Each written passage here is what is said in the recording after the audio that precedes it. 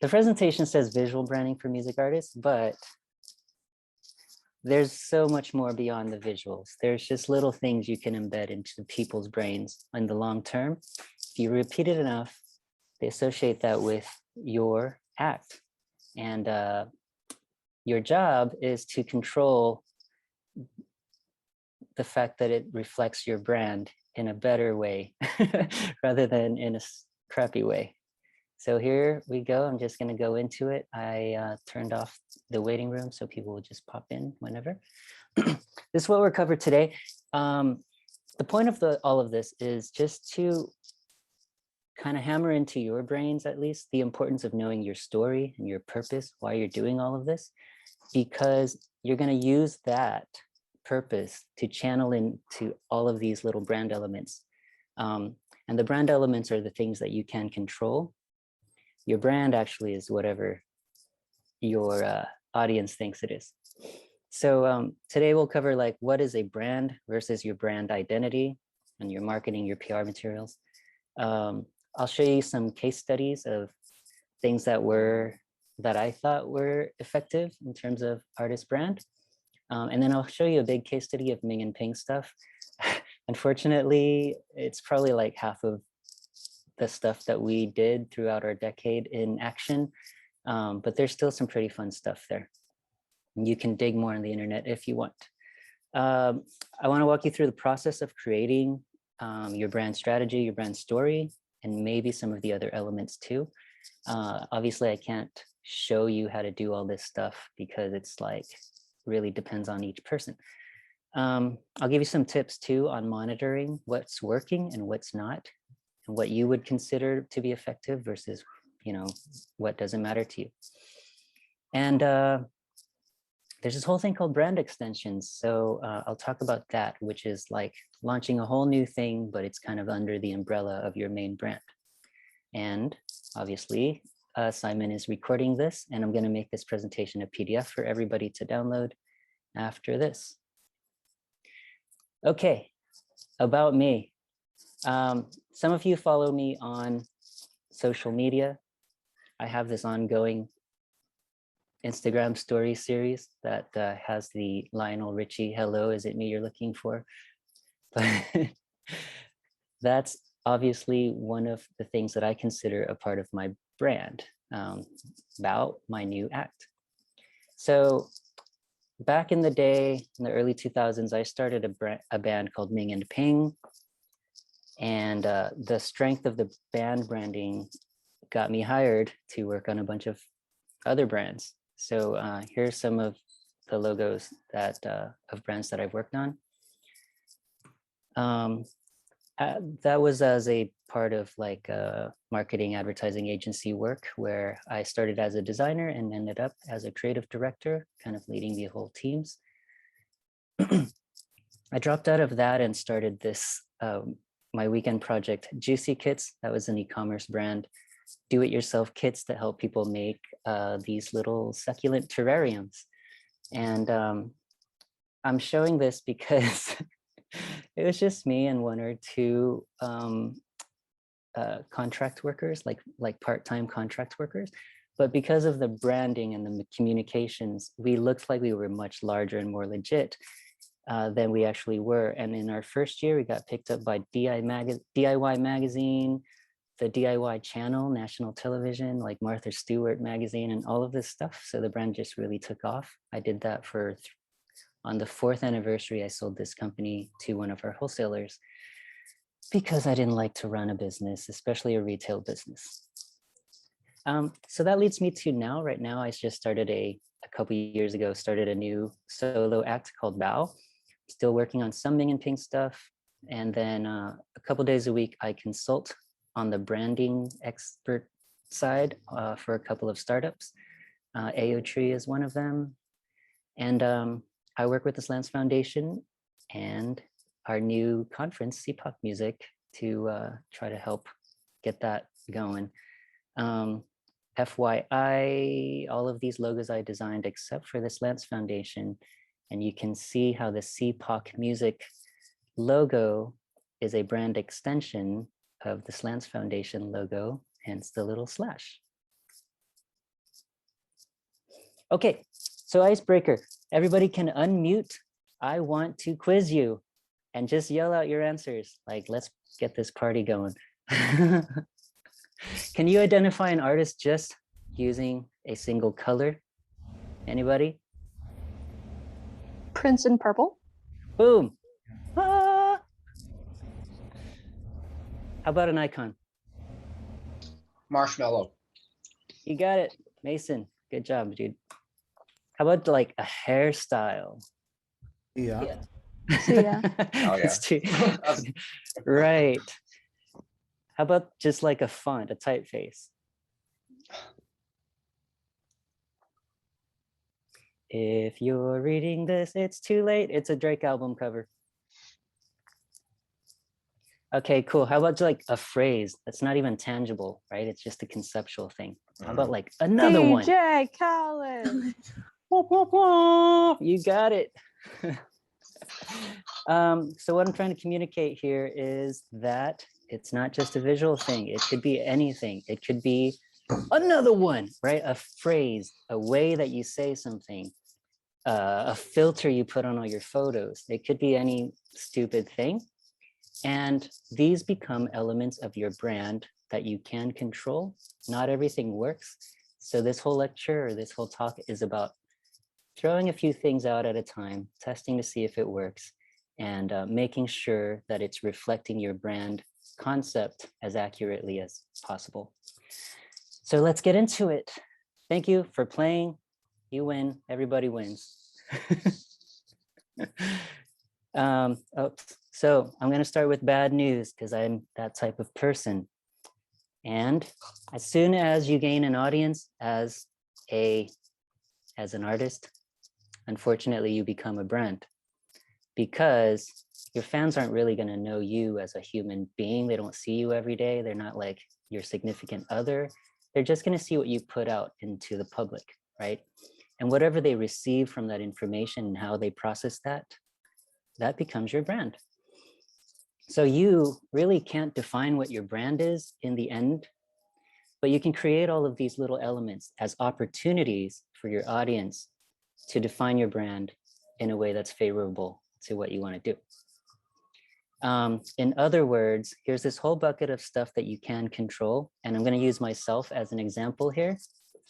My persona on social media or in my videos or in my music, that I can control, right? If I want to portray myself as this really like superhero-esque person, I can put that out there as my persona.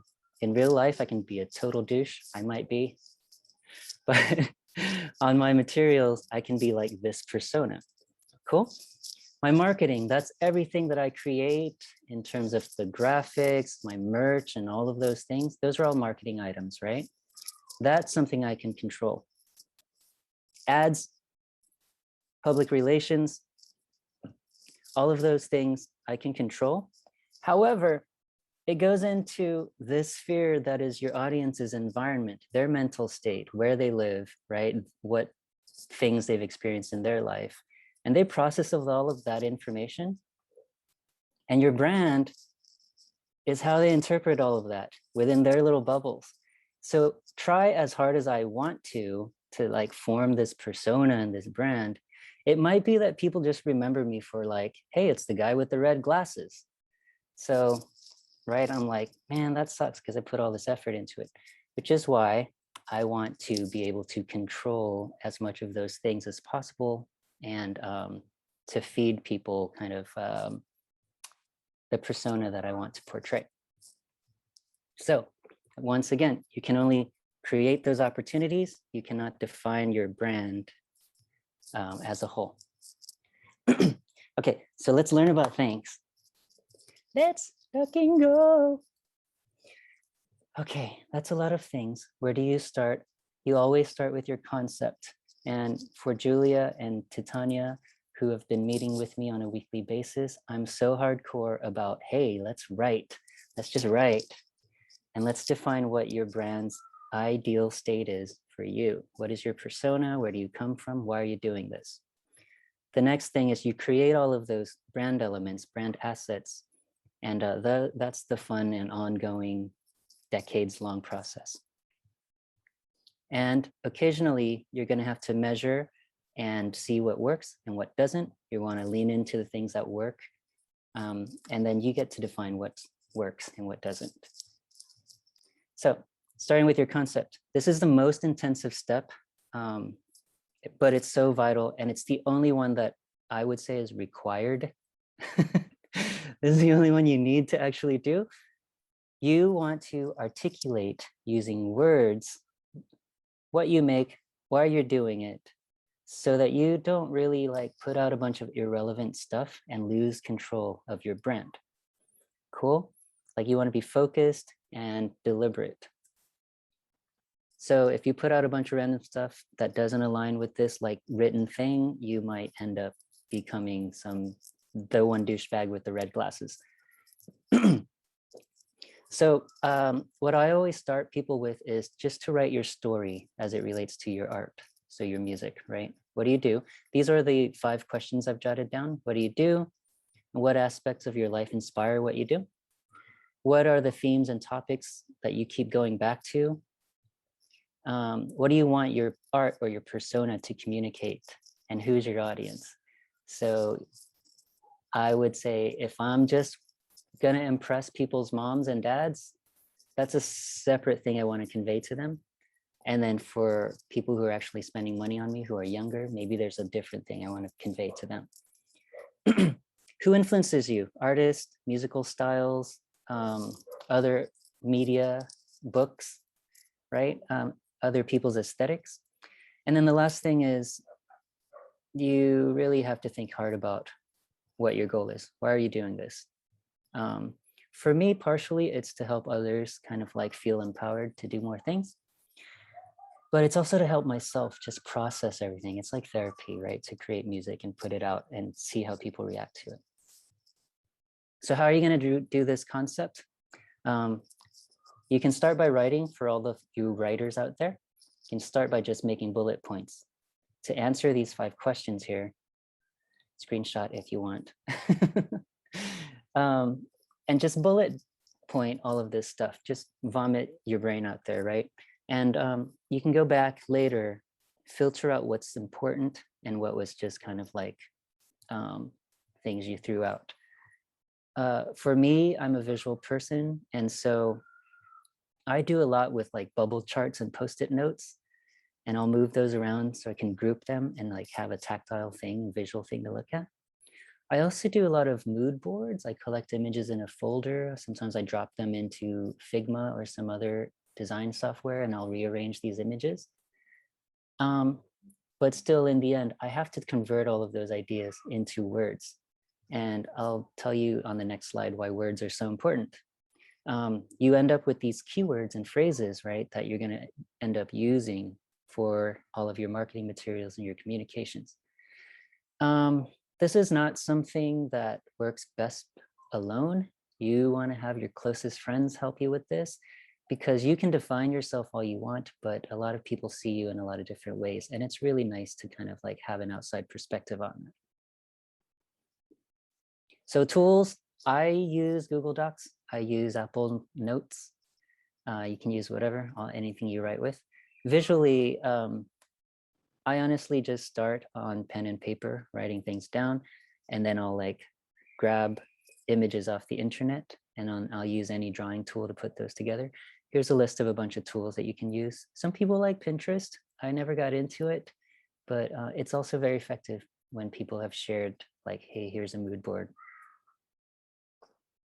So in the very end, you're going to end up with 2 things. A written essay. Usually it's like 1 or 2 pages. And it's kind of like your bio as it relates to your art. And it hopefully answers those 5 questions that I had on the previous slide. The second thing you're going to end up is a very short summary. And this could be 1 to 3 sentences. 1 sentence is fine if you can fit all of these most important concepts into there. The reason these 2 elements are so super important is because have you ever had anybody ask you like, hey, what kind of music do you make? What's it about? And then you're like, you've got to think about it. The point is to write all of this down, vet it with a couple of friends, and then be able to learn it and articulate it back really quickly by heart, right? And this makes you not only more confident about your act, your goals, but it makes it just easier to communicate with collaborators and fans and like strangers who like you but don't know your art yet. The most important thing I think it does is just to give you like a North Star to follow as you develop all of your marketing assets. And the North Star is pretty much informs, you know, everything you do, it should at least.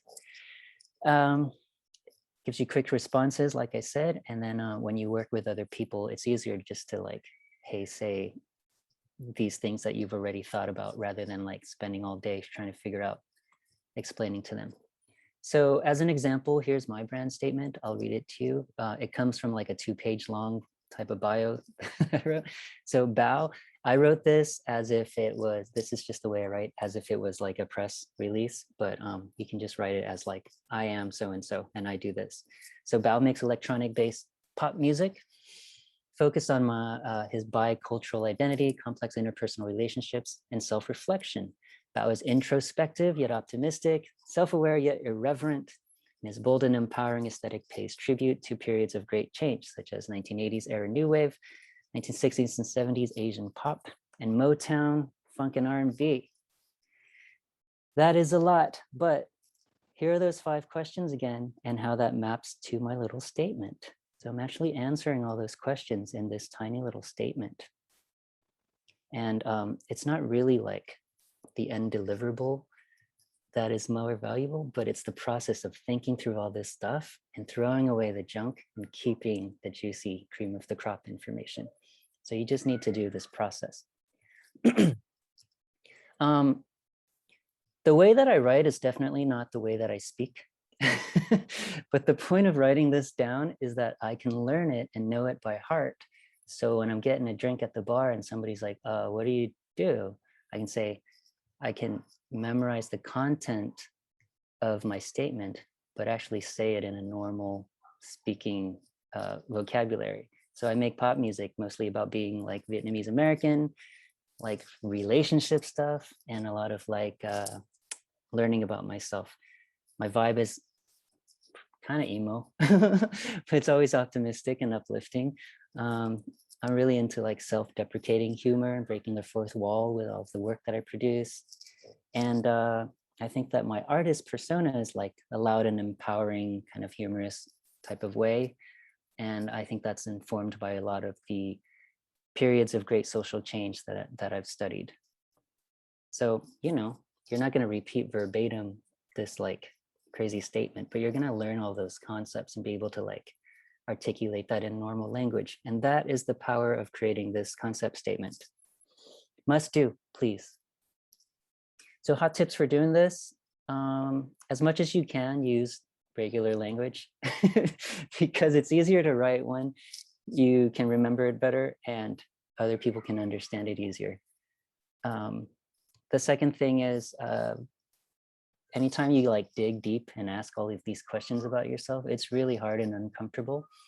And that's okay, it's meant to be. Like, that's where all the value comes from. You're digging pretty deep. So the third one I want to kind of emphasize is that nothing is permanent. Like, you can write something down, try it out, and if it doesn't feel comfortable or authentic to you over time, remove it, change it. And let's talk about making things. So your brand statement is the central guide for everything that you create. Now that we've done this brand statement, this concept that boils down all of your ideas and goals and inspirations, you can create a bunch of other stuff. And all of this other stuff, for Ming and Ping, my music act took place over like 12, 14 years, right? So this is an ongoing thing. As long as you have this artist, as long as you're developing your art and you have a public persona, you can continue to work on this stuff. So that's including like a mood board, I said. I'll show you what key art is, your brand identity, which can change over time. All of this stuff can change over time. None of it is required. It's like the world is your oyster. Do what you want. Don't do what you want. And we'll also talk about like refining that and helping it to evolve. So that same list, but I'm showing you the purpose of each thing. Your brand statement is your guide, your North Star. The mood board art, key art, and your brand identity is kind of the starting point for everything that you create. And the reason I point that out is you're not always going to be the one creating this. Maybe you have a director who's shooting a music video for you. You can share those ideas with them with these assets. The blue things, marketing assets, brand extensions, those are the fun stuff that your fans or your audience interacts with. And those are like merch, social media posts, random stuff. And refining and evolving is the only way you're going to learn and change, right? You can't box yourself in. So let's talk about a mood board. Second to your brand statement, the mood board, I think, is the second most important thing. It's a visual reference to help establish what your vibe and your aesthetic is. And I really recommend doing this not only for yourself to know how you want to be portrayed, but for others to quickly get it, because you eventually will need to work with other people. For me, I do an Inspo folder on my hard drive, and as well as a photo album on my smartphone. And when I see something that's like, oh, wow, that inspires my various projects, I save it to those folders. But you can also do paper collage. These days, that's much more rare. Or you can do a digital collage using Pinterest or some other tools. And my big tip here is just to use something you're already using regularly. Like, don't use some special tool that like is a pain in the ass to like open and use. So here's my Inspo folder for my current music act, Bao. And this is partial. It's just a screenshot of the folder, but you'll see a bunch of like old 1960s Asian pop album covers. You'll see solo musicians that are famous, John Lennon, Roy Orbison, etc. And visually, you're going to see a few of the things that I've lifted, basically, right? These kind of like cutout shapes from some of the album covers, colored shapes. Obviously, the color scheme you can see on a few of these album covers I lifted. And a lot of these solo artists, I like how they're conveyed as like just a straight on face. Sometimes they're black and white and things like that. So that really establishes my visual brand. The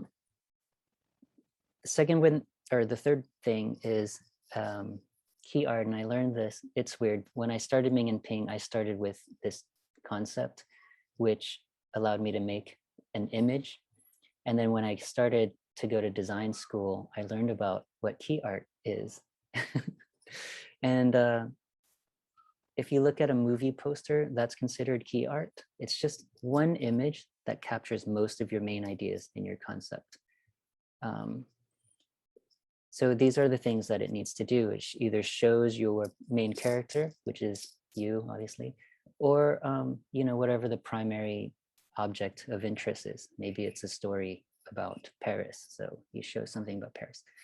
It needs to capture that general vibe and aesthetic, which is informed by your Inspo folder or your mood board. And it can't be overloaded with content. If you look at a movie poster, they've only boiled it down to maybe like 2 or 3 ideas, right? And that's what your key art should be. Really simple, really memorable.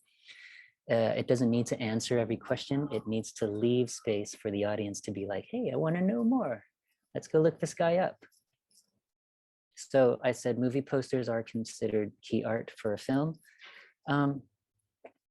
Sometimes you create key art for your artist. That potentially could be your first album cover.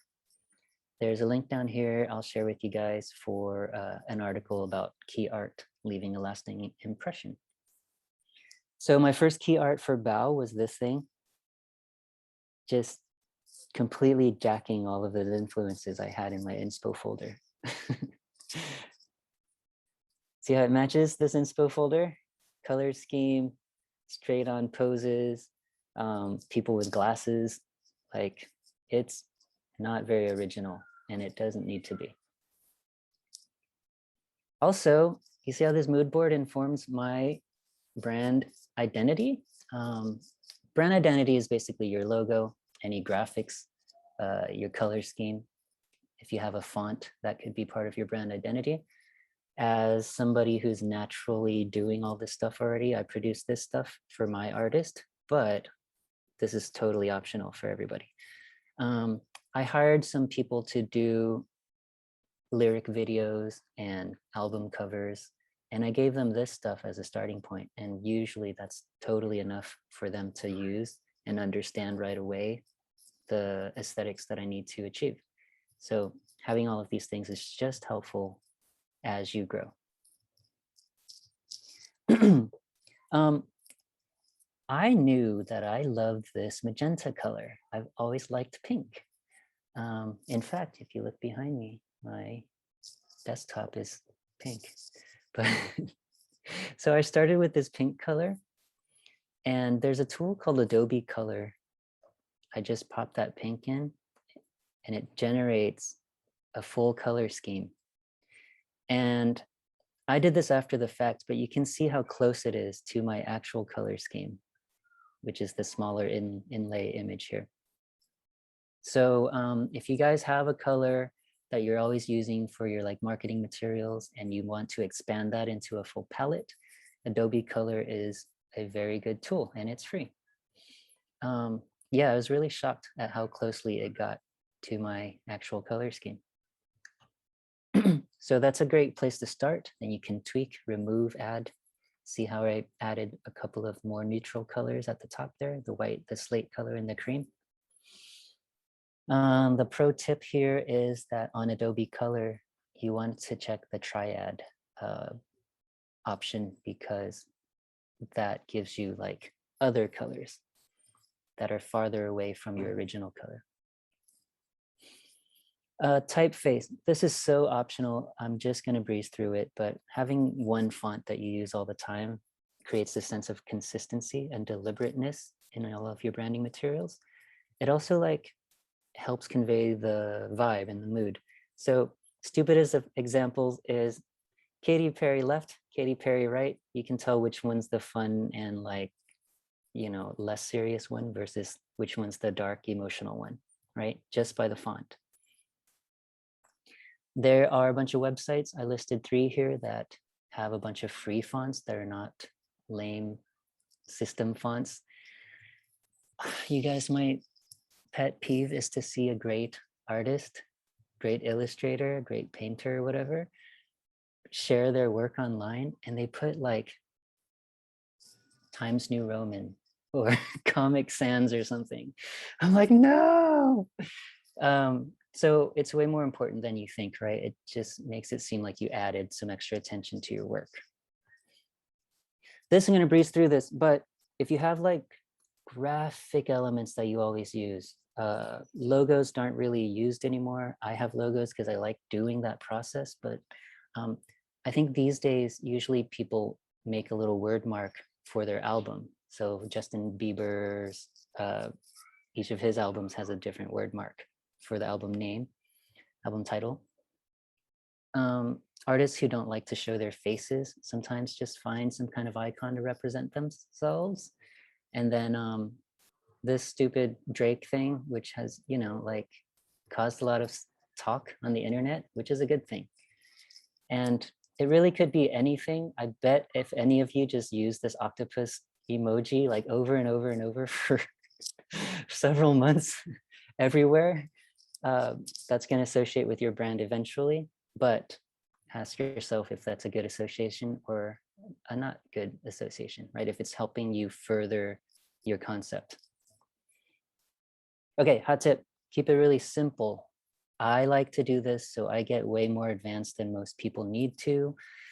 You don't need some big complicated thing. You just probably are already doing some of the things that your fans are most attracted to. For example, you probably already have a favorite color, or you probably already have a phrase that you're always using that people can latch onto. Like dig and find that thing and see if it works. Before I show your Ming and Ping case study, you guys have any questions so far I can loop back to? Okay. Before we see this thingy, this case study is about looking at all of the marketing assets that me and my band produced, as well as some of the brand extensions that eventually evolved from our original Ming and Ping brand. And so the marketing assets is like everything, your merch, your phrases, your colors. The brand extensions are sub brands. And well, yeah, Coffee with Bao is a brand extension of Bao. And then obviously the evolution. So we'll walk through how some of these things evolved.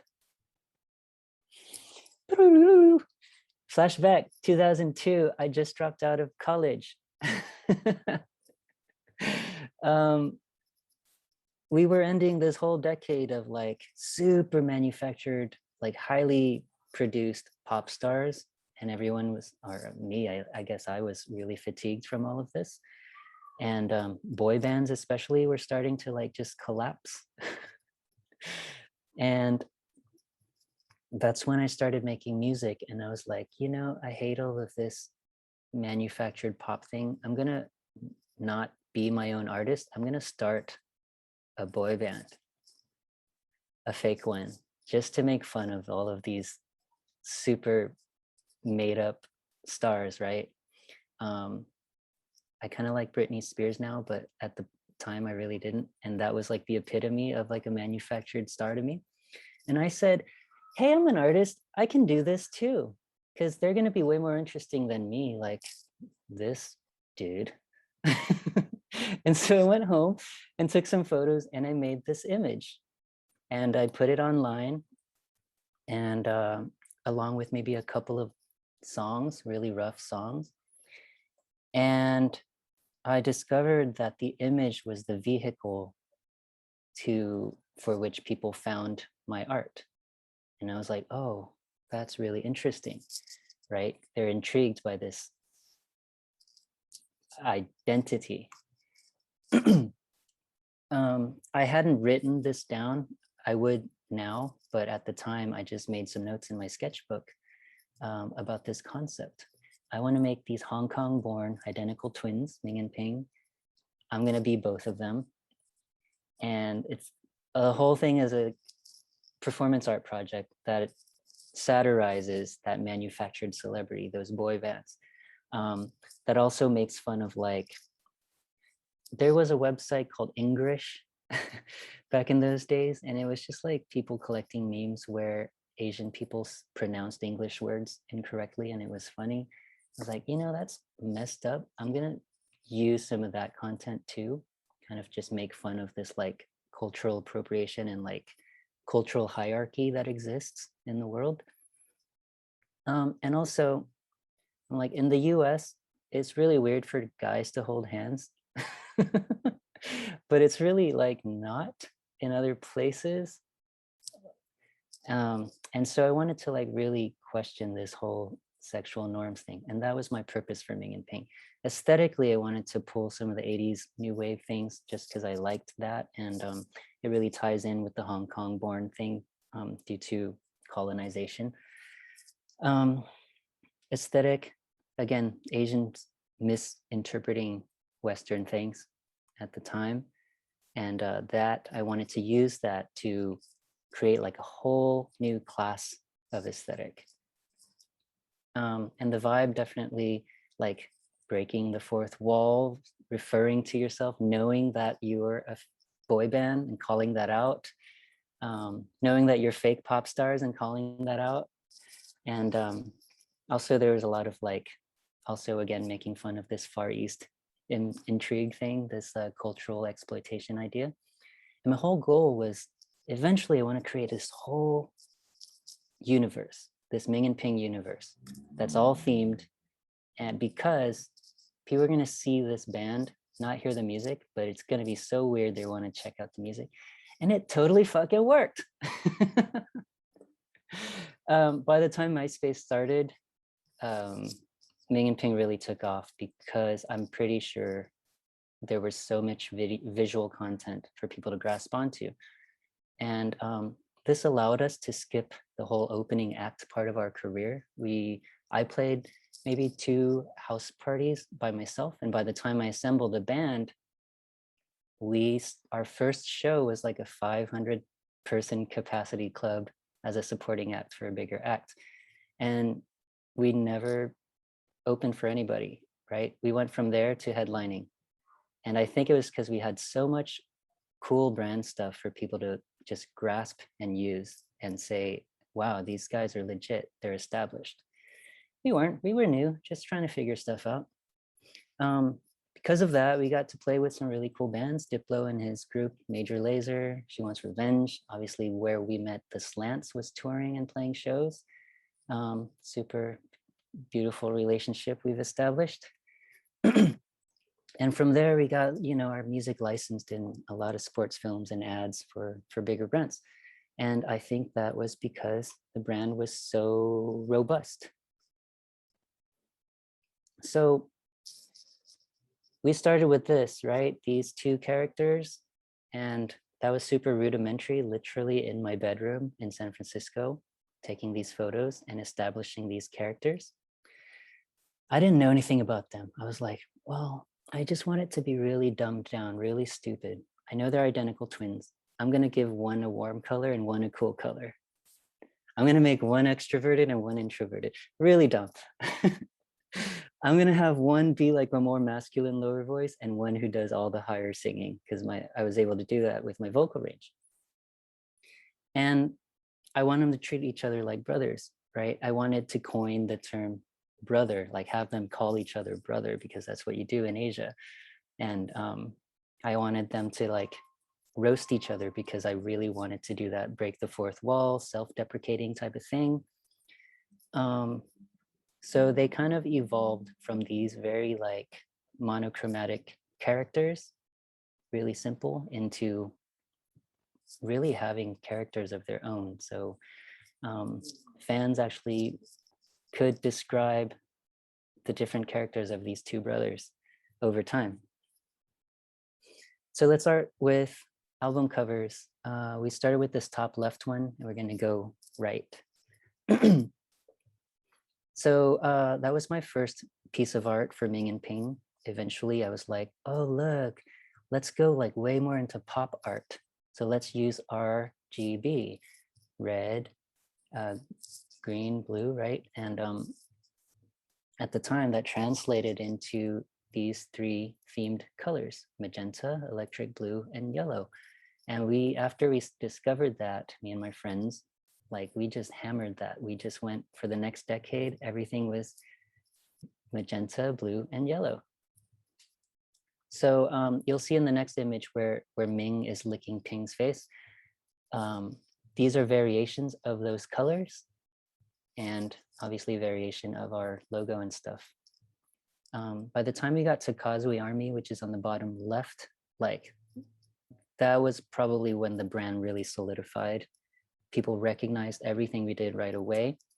I had just spent a month in Hong Kong and rode the metro everywhere, and I copied the Hong Kong Metro logo to create the Ming and Ping icon, which is that yellow circle.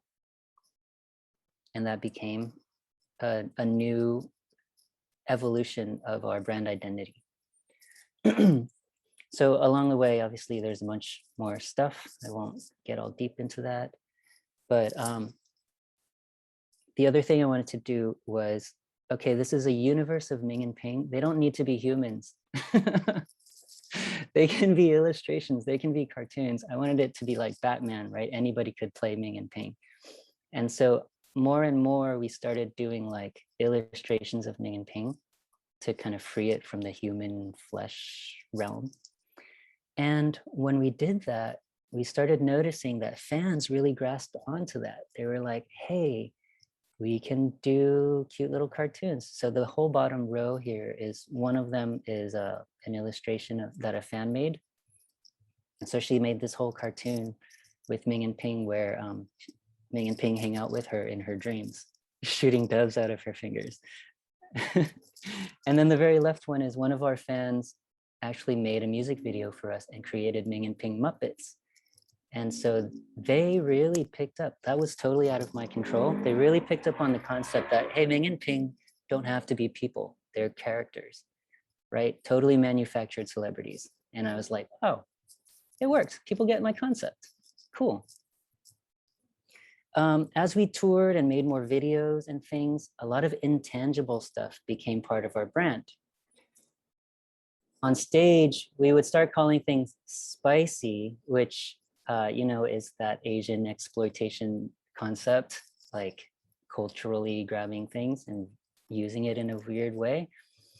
And I think spicy became our top most successful branding element. Fans would yell spicy on stage. Every email they sent us, they would say, man, you guys are so spicy. That allowed us to make a lot of merch using the concept of spicy. I'll show you guys later. Ming and Ping's music were very upbeat. And so on stage, we were like, let's do a stupid dance. So we started pelvic thrusting. And actually, whenever we did something, we would call it out, like we would point at it and give it a name. And so doing that, people were able to grasp onto it because it was deliberate. And that's something I want to kind of make sure you guys understand. Like, you're doing things deliberately, you're putting it out there.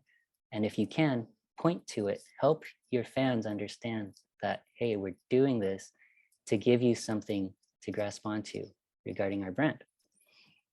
So our live shows were about giving you a workout. That also allowed us to do really weird stuff on tour. For example, I would embed people that I hired in the audience, but the fans didn't know. And so for one of the shows, I hired an NFL player to come on stage and help us play cowbell. But as soon as the song finished, he rips off his shirt,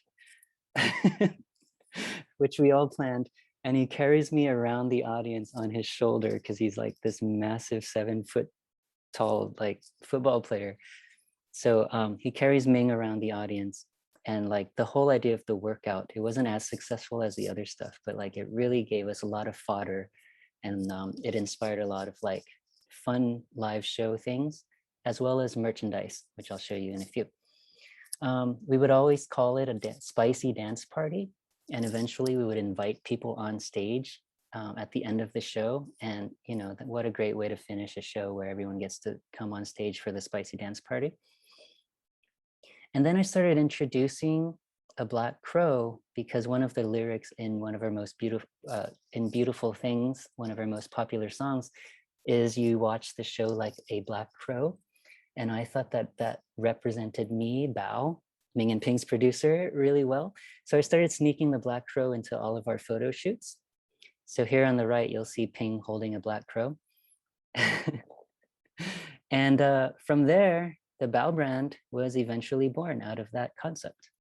So Bao might be a brand extension of Ming and Ping. I don't know. Let's talk about merch. We started with the top left, really classic Ming and Ping illustrations. They got cool and advanced at some point, right? And then we were like, what else could we make that people can wear? Because a lot of our merchandise were impulse buys at shows. People just were so excited that they would buy anything. So we launched these armbands because on that tour, it was about Chinese propaganda and a cult of personality, worshiping your idols and stuff. Those totally bombed. Nobody really wanted to, maybe 6 people bought these armbands and we had made 200. So things don't always succeed, right? But we launched a bunch of stuff. We also had these roll-up glasses that were really cool. Because Ming and Ping didn't really exist, after the show, people would go to the merch table and say, so where's Ping? Is he gonna come out? I want him to sign my CD. And the merch desk people would be like, he's shy. He's backstage. I don't think he's gonna come out today. And which blew my mind because bro, you were just here. You saw Ping on screen. He's not real. How do you still want him to come out and sign your CD? But because of that, we made these masks so everybody can be Ping, right? So we sold these paper masks, and so Ming would be there to pose with fans who would be like, I'm Ping, because they had the mask. So that was like a really cool evolution of the brand. And it was because people asked questions, we put a lot out there. We had a lot of printed merch also from these images, but you can see how we started with such a simple, like ambiguously gay duo and launched into these characters and these really complex, this world, I guess, this universe. People like to wear things, right? We had other weird merch, these dolls, which also bombed because they cost so much to make and only like a few people bought them because they were expensive. We had, because spicy was such a coined term, like literally any time people would see spicy in the real world, they would take a photo and send it to us and be like, hey, I saw you guys at whatever, just because it said spicy. Like, how did we own a word? That's insane. But because of that, we made some hot sauce. So that's the bottom center image here. And that was super successful. We made, I don't know, 100 bottles and they totally sold out really quickly. And it allowed me to make a new illustration of Ming and Ping, very sexually suggestive one. And the two items on the right, which is when we were on tour, spicy became such a thing that we would call ahead because there was a pizza joint next to the venue. And we said, hey, what if you made a spicy pizza deal for Ming and Ping, right? As a promotion before and after the show. So spicy hot Cheetos on your pizza. And that sold really, really well. So they made a slice of pizza and a soda or a beer for a certain amount of whatever. And they called it the Ming and Ping Spicy Special. Magenta and blue were also a big brand thing. And I had a girlfriend at the time who was a bartender. And she made these cocktails with really common ingredients. So we went to the bar and said, hey, what if during our set or our show tonight, you guys created the Ming drink and the Ping drink for a set price and give us a cut at the bar? Totally worked. It was brilliant because they already had all of these really common ingredients and they were really common drinks. We just renamed them because they were colored the way that Ming and Ping are colored. Oh, we had to bring the magenta sugar for the rim. So as far as the live show, this is, aside from having dinner with friends and joking around, this is where a lot of our ideas came from because we were so receptive to the audience, yelling out things, making jokes. On the left is our very first show ever as a band.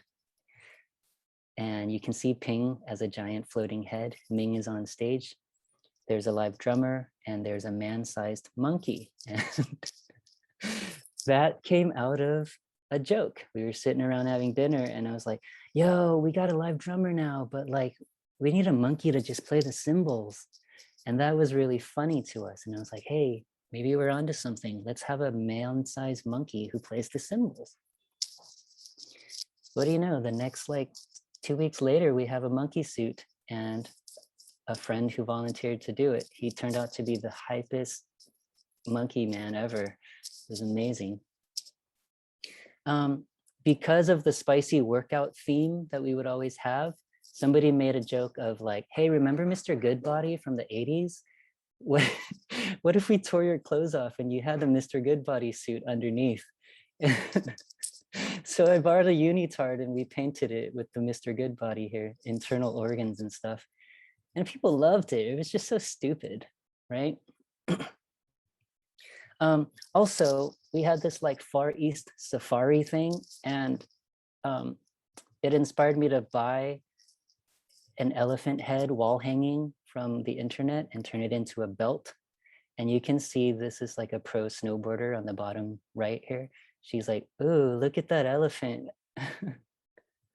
So that was a really big hit. It was just a joke. And like, it just like spawned out of these themes. Like when you sit down with an idea, like as if you were the Simpsons writer room and you just keep throwing out ideas that are like based off of old ideas, you get a lot of this stuff. And I guess the point of all of this is just to say, like, let it expand, let it grow, and nothing, if it doesn't work, you'll know within like the first or second try that like people aren't resonating with it. But throw stuff out there in a controlled way, controlled, deliberate way.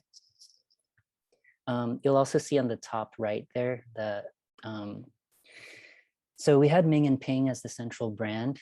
Our stage show, our live band, became known as the Ming and Ping Dynasty. And from there, it started with these really rudimentary costumes, but from there we started to create all of these costumes that were like Chinese opera based, but futuristic. So we would use a lot of like futuristic materials to make these. And so that was a really successful thing, right? People understood that sub brand and they understood the characters as if it was a TV show. It was crazy, especially the monkey, the cymbal monkey starts every concert as the Monkey King from the old Eastern stories. And he would have a long staff and come in. And then eventually he would strip his costume off and become the cymbal monkey.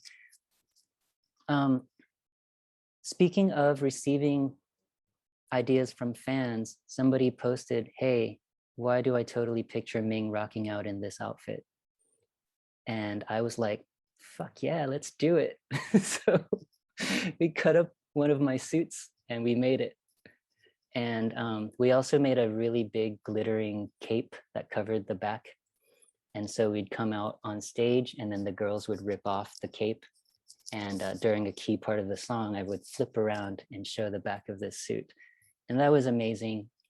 Our fan and friend was like super stoked to see his stupid joke become like a real thing. And that just reinforces that a lot of these jokes and ideas can just get tossed out. And if you try it deliberately, you will get some cool results. Hello, move ahead. Okay, so I couldn't find a bunch of the other stuff, but there's so much. And I guess the main idea is that you throw a few things out, you test it out, and you just repeat the hell out of it. And I wanted to show you something called the rule of 7. The marketing rule of 7. It's an old Hollywood marketing technique that somebody needs to touch your brand at least 7 times before they're convinced to maybe go see your movie. And in 2021, you might post on social media 7 times a day. So you kind of have to up the ante there and repeat stuff all the time. For those of you who follow me on Instagram, you'll know that I create these themed Instagram stories, such as "What is love?" right? And perpetual heartbreak, and this could be us. There's literally 100 of each of those. And that kind of is an exercise that I do to keep my branding brain going, to look for images that I can like associate with this theme. And that's something you guys can practice. Like, what is your theme? What is your concept? When you see something in the wild that relates to your theme, can you grab that? Will your fans understand that they're related? They probably will if you repeat it and repeat it, repeat it, right? And you tweak. There's a link down here for an article on the rule of 7. It's pretty fascinating. But yeah, repeat, repeat, repeat, which is why we know DJ Khaled is associated with another one. So what is your hook? This is your turn now. Obviously, we can't do everybody, but I'm going to show you kind of what you need to figure out in order to create those brand touch points. A brand touch point is kind of like a hook in your song, right? It's the catchy part that people remember and associate with you, the artist. So you need to make sure that anything you create represents your brand in a positive and accurate way, which is why writing your concept down is so important. You always have to cross-reference because you can waste a lot of time and energy and throw something out there that might reflect you in a bad way. You don't want that. The next thing is there are very simple things, and you can test them just by running a thing for a couple of weeks to see if people latch onto it. And some of these ideas, like you saw in the Ming and Ping case study, can eventually become monetized as merch, as videos, as live show events, as touring gags, right? So that takes a lot of creativity to come with all of these things, and it's an ongoing process. I say here that they have to be meaningful, but they don't have to be serious. They can just be like kind of throwaway ideas. But sometimes you never know. You make a fart sound or you use that stupid octopus emoji, and sometimes people are like, oh, I love that. I always think about that. So here are some things you can do to get creative or keep staying creative. One is I keep a running list of my ideas all the time. I always look for opportunities to create more brand experiences with my audience, which is why I do those Instagram stories, or I have like certain recurring themes that I do all the time. And I make a list on my phone using Todoist. You can consider things that you are already doing or qualities that you already have. I mentioned to Titania yesterday that at some point in our conversations, I recommended that, hey, maybe we should try out your earrings, because Titania has these earrings, like she collects different creative designs for earrings. And I was like, you know, I think that might be something that could work. Things that you're already doing. You don't have to stretch to create a whole new thing. The third thing is really, really good. If your friends and family, oh, and fans, not friends, sorry about that, can parody you, if they can say, man, there's this thing that's just so Bao, right? And they can roast you and make a joke about you, like that's probably something that is your brand. So if there's a way that you laugh, or a phrase that you always say, right? A way that you react to shocking things, right? Ask your friends to like make fun of you basically and show you the things that remind them of you. Most of the Ming and Ping stuff, like we would have dinner and we would just riff as if it was the Simpsons writing room. So when you hang out with your friends, like that's perfect time to just throw out ideas and help each other come up with stuff. I do this all the time, like on walks, at dinner, having drinks, like because it's fun for me. And I think it could be fun for everybody. The last thing is in yellow, actually do it. There would be no man-sized dancing monkey if we just talked about it and then put it away. Like, I am the dumbass that said, hey, let's actually go sew a monkey suit. And I think you kind of have to be that dumbass in order to make some of these things happen. Effective examples from the homies. I just came up with 3 things that I thought were effective brand elements. For the Slants, it's the formal wear with the red ties. Every time I see that, not even on a Slants album cover or like a Slants promo image, I'm like, oh, that's a Slants thing, that red tie. And I don't know if that was deliberate. They probably just thought, hey, this looks cool for us to match. But like it definitely over time in my brain became a part of their brand. You guys know Lola Menthol. She was already drawing these cartoons, and recently she's just been putting it on all her social media posts and her videos. She's selling NFTs of these, and anytime I see a cartoon ghost, I'm like, Lola Menthol. So I thought that was a really effective thing, and it really reinforces that it's not, you don't have to come up with like a brand new thing. You can use some stuff that you're already using. Lastly, this one is great because it's not a visual thing. It's not, I don't even know if it's deliberate, but every time I get a push notification from Alex Cade that says, let's bang, I say, let's bang for the rest of the day because it's funny to me.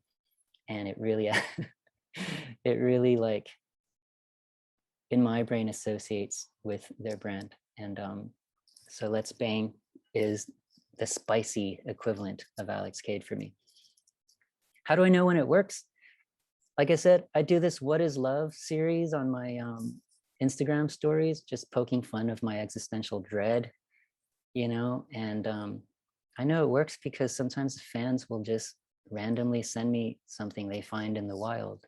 They're like, hey, I found Baby Don't Hurt Me. Vlad is love. And the random DM means engagement. They were out doing their own thing. They saw something and they associated it with you right away in a funny, good way, right? It's like a lighthearted way. And Baby Don't Hurt Me is literally the call and response to my silly IG post that I'm doing. And so that's how you know it works. When people engage and like it more than usual, when your fans or friends or family send you something because they're like, hey, I saw this thing and it's related to something that you've been doing over and over and over and over. So you gotta try a few things here and there in a controlled, deliberate way, and check in every once in a while to see what works and what doesn't. If something works and it reflects your brand accurately, like totally run with it. Some tools, running lists. I use Clear as an app for my phone, really easy, no button app to make lists. Or I keep Todoist, which syncs with all my devices. You can also just use Notes or any other editor.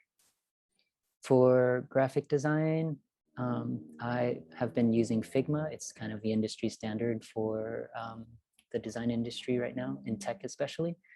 But here's a bunch of other Photoshop alternatives that are free. Photopea is a good one. It runs on your browser. So if you did want to DIY any of your graphics and stuff, you can use that. I apologize, I mixed up the icons for Adobe Color and Upwork.